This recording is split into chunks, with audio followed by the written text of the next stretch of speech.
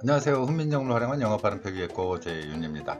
오늘은 훈민정음으로 건너는 영어 나라라는 제목으로 통번역 원리를 함께 살펴보고 훈민정음 표기가 어떻게 유용한지를 살펴보는 시간을 갖도록 하겠습니다. 자, 어떤 나라가 있습니다. 저 섬나라, 남태평양에 있던 어떤 섬나라지요. 저 나라에 가고 싶다. 이렇게 되는 새로운 언어의 나라로 간다고 해보겠습니다. 방법은 다양하죠. 여러분들은 어떤 방법으로 갈 것입니까? 수영을 잘하는 분들은 헤엄쳐서 갈 거야. 이렇게 헤엄쳐서 바닷속을 건너면서 인어공주도 만나고 용왕도 만나고 하면서 그 나라에 도착하는 그러한 상황이 있겠죠. 아니야, 나는 배를 타고 고기를 잡아서 음식으로 하면서 갈 거야. 이러한 방법으로 그 나라를 가는 방법이 있을 것입니다. 새로운 언어의 나라에 도착하는 다양한 방법들이 있죠. 그러면 나는 헤엄쳐서 바다를 건널 거야 라고 고래와 상어 이러한 종류들은 나는 헤엄 잘 치니까 이걸로 갈 거야 라는 표현을 할 수도 있겠죠. 다양한 방법이 있겠지만 최고의 방법은 어떻게 건널 것인가? 비행기 타고 가요. 이 방법이 가장 편안한 방법이 될 것입니다. 물론 한국인들은 전용 비행기 훈민정음이라는 언어 표기 원리가 있기 때문에 이 방법을 사용한다면 한국인만의 가진 전용 비행기를 타고 편하게 마음껏 원하는 방향으로 갈 수도 있을 것입니다. 그런데 우리가 일본을 거쳐서 간다면 어떻게 되겠습니까? 먼저 외국어 표현 원리에서 통역 번역 이론에서 개념서로서 맨 처음 접하는 이론을 살펴보겠습니다. 강이 있습니다. 바다가 있다고 해도 좋고요. 이 두 개의 서로 다른 언어권이 있습니다. 그러면 이 두 개의 언어를 건너는 데는 가장 편리한 도구를 사용을 하거나 아니면 강이 흘러가고 있다면 그 중에서 가장 좁은 길을 선택을 할 것입니다. 폭이 가장 좁은 곳, 그곳이 바로 여러분들이 건너고자 하는 목적이겠죠. 그런데 우리는 일제강점기를 거치면서 일본을 거쳐서 원하는 나라로 가는 이러한 복잡한 과정을 사용하게 되었습니다. 우리말과 외국어의 강의 폭이 좁은 곳 혹은 비행기와 같은 편리한 도구가 있음에도 불구하고 이러한 복잡한 과정을 거치게 되었지요. 소리, 글자, 기호, 읽기의 도구로서 훈민정음 표기를 살펴보겠습니다. 우리가 세 개의 문자 표기 중에서 대표적인 언어의 표기로서 인정받는 두 개의 표기가 있죠. 알파벳과 우리의 훈민정음 표기입니다. 소리 표기에 뛰어난 글자 체계를 가지고 있죠. 알파벳은 가로쓰기의 원칙입니다.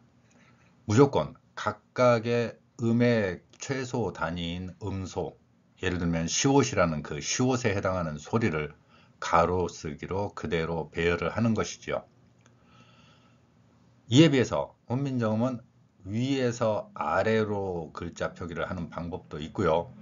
왼쪽에서 오른쪽으로 갔다가 아래로 받침 표기를 사용하는 이러한 원리들이 작용합니다.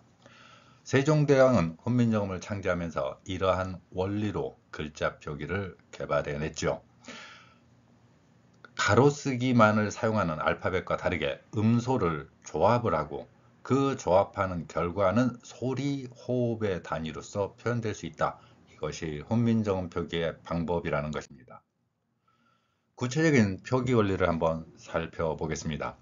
세종대왕의 소리 글자를 알파벳을 사용해서 함께 비교해 보도록 하겠습니다. 세종대왕의 글자 표기 원리는 다음과 같죠. GOOD. 우리의 외래어 표기법에서도 가장 많은 논란이 되고 있는 글자이기도 하지요. 현재의 외래어 표기법과 다른 세종대왕의 원래 원칙을 사용하는 방법을 적용해 보겠습니다. G는 기억이고요. OO는 우로 소리가 나고 D는 디귿이다.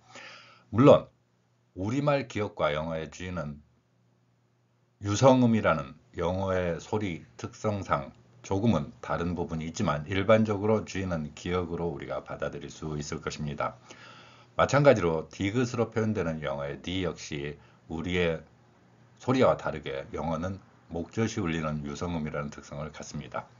자, 이러한 소리들을 그대로 글자와 일치시켜서 왼쪽에서 오른쪽으로 글자를 표기하면 이렇게 가로쓰기 형태가 됩니다. 이 글자를 세종대왕은 위에서 아래로 글자 표기를 사용하고 있죠. 기역을 먼저 쓰고요. 기역 다음에 우를 붙이고 그리고 디귿을 표현하는 이러한 원리입니다. 이러한 글자 표기 원리는 소리 호흡의 단위, 즉 모음을 기본으로 해서 한 번의 소리 호흡이 나는 과정에서 인간의 소리 구조, 이 구조를 정확하게 글자로 표기한 것이죠. 한 번의 소리 호흡이 이루어지는 과정입니다. 따라서 세종대왕은 글자를 이렇게 위에서 아래로 하나의 소리 호흡의 글자로 표기하는 방법을 선택했고 그 방법을 글자 표기로서 제시한 것입니다. 그런데 일제강점기를 거치면서 외래어 표기법 통일안에서 볼 수 있듯이 우리의 글자와 소리에 일치하는 표기를 변경시키고 훼손하는 원리가 등장합니다. 이러한 외래어 표기법 원리는 일본인 오구라 신페이의 이론 체계를 일본어에 적용시키는 그 과정을 우리가 외래어 표기법에서 적용한 결과라고 볼 수 있죠.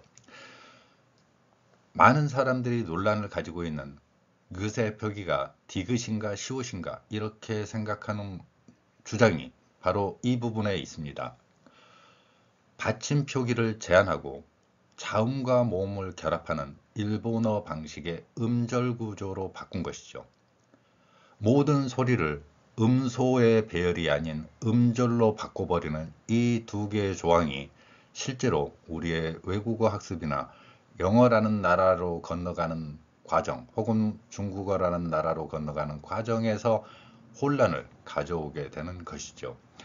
발음에서의 혼란 표기가 만들어지는 그 과정에 이러한 이론적 원리가 등장하고 있다는 것입니다.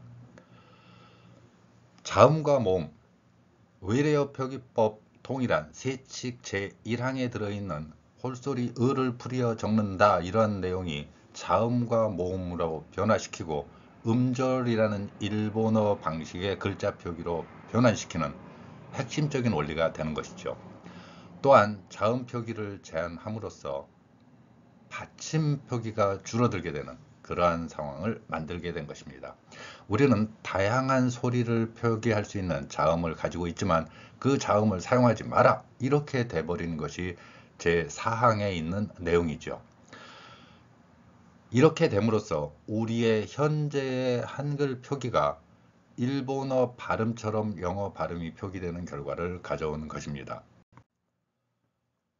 어떻게 건널 것인가 통역 번역 이론을 다시 한번 살펴보면 가장 좁은 강폭을 건너는 것이 기본 이론입니다. 그리고 굉장히 편리한 방법이죠. 아니면 비행기 타고 간다던가 이러한 편리한 방법을 사용할 수 있음에도 불구하고 굳이 우리는 앞에서 살펴본 것처럼 일본어 방식의 음절 글자로 변형시키는 이 과정이 반복되고 있다는 것이죠. 이 원리를 제거해버리고 환승하지 말고 직항하자는 것입니다. 곧바로 가는 방법, 이 방법을 사용하는 것이죠. 영어의 일상회화에서는 분명히 두 개의 단어가 겹친다고 하더라도 그 소리는 결합되어 표현됩니다. 앞에서 살펴본 good evening 이렇게 연결되는 문장으로 표현될 때 good이라는 단어의 디귿 표기가 중요한 이유를 살펴보겠습니다. 마찬가지로 이렇게 기역과 우, 디로 연결됩니다. 그런데 앞에서 살펴본 것처럼 외래어 표기법 통일한 이 원칙에서 보면 일본어 방식의 표기 원리를 적용하면서 시옷으로 바뀝니다. 받침 표기를 일본어처럼 줄여버리자는 것이죠. 이때 만약에 디귿으로 할 것인가 시옷으로 할 것인가 이 내용을 음절 단위, 소리 단위로 연결할 때는 어떤 문제점이 등장하지 않을 수도 있습니다. 하지만 연결되는 소리로 난다면 분명히 음소 글자인 영어 발음은 다음과 같이 뒤에 소리로 연결된다는 것이죠. 굿에서 끝나는 것이 아니라 그디 이렇게 연결된다는 것입니다. 그 결과로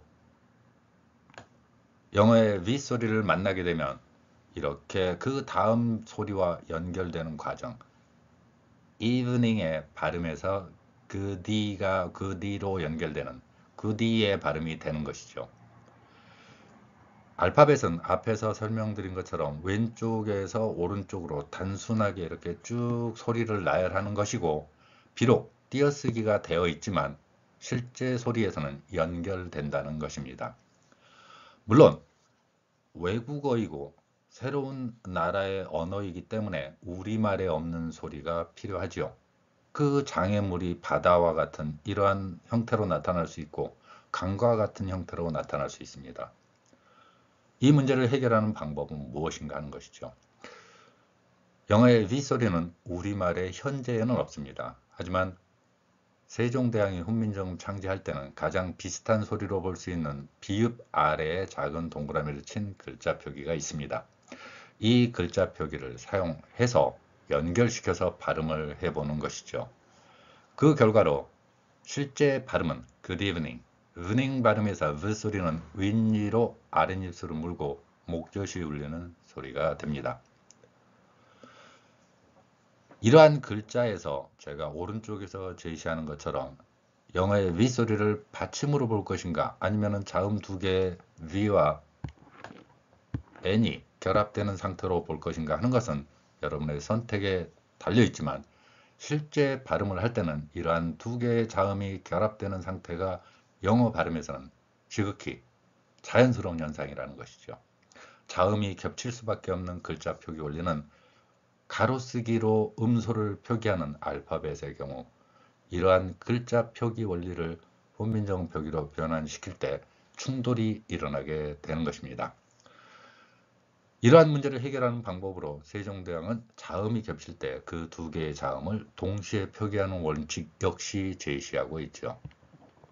따라서 good evening 이 발음에서 우리는 음소에 따른 외국어도 그대로 발음 표기로 나타낼 수 있다는 것이죠. 뛰어난 글자 표기의 원리가 담겨 있는 것을 볼 수 있습니다.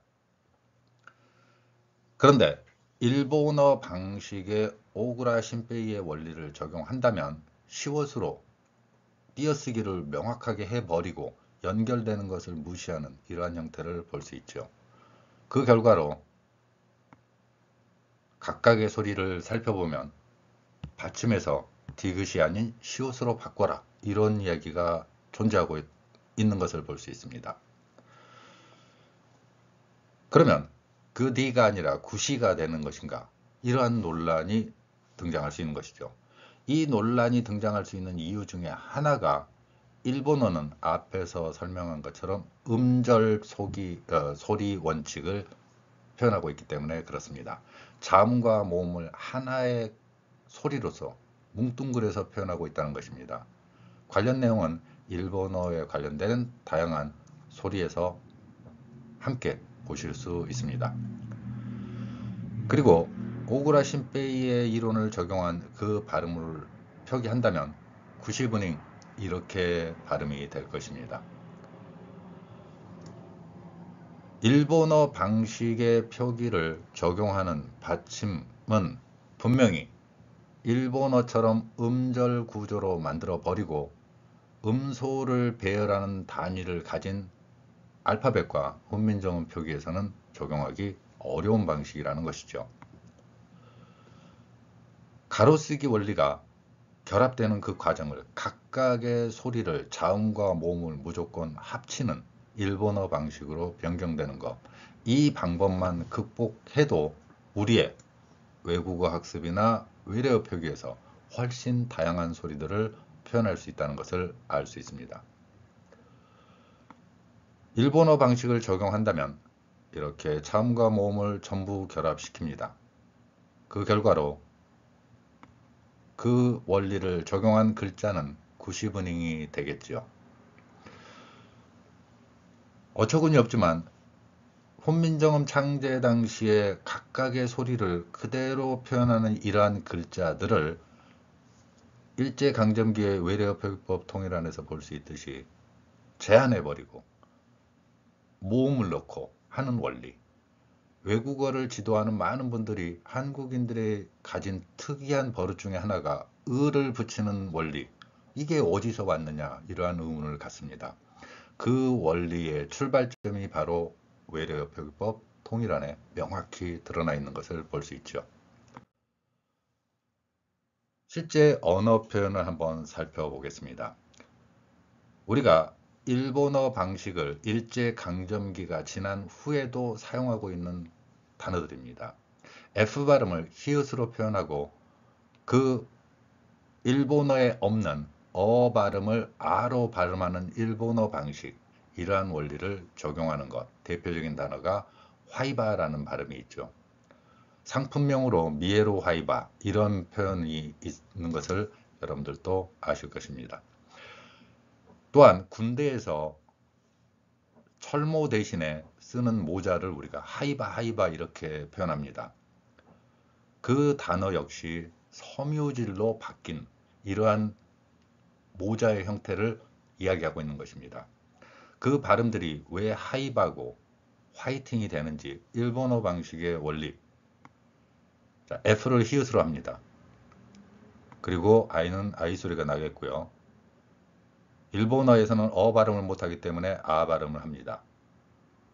마찬가지로 R 발음은 없는 것으로 취급을 하고요. 그 결과로 왼쪽에서 오른쪽의 글자 쓰기를 가진 알파벳이 하이바, 화이바, 그리고 화이팅처럼 이 글자들로 표현되는 것이죠. 그럼 해결책이 있느냐 하는 거죠.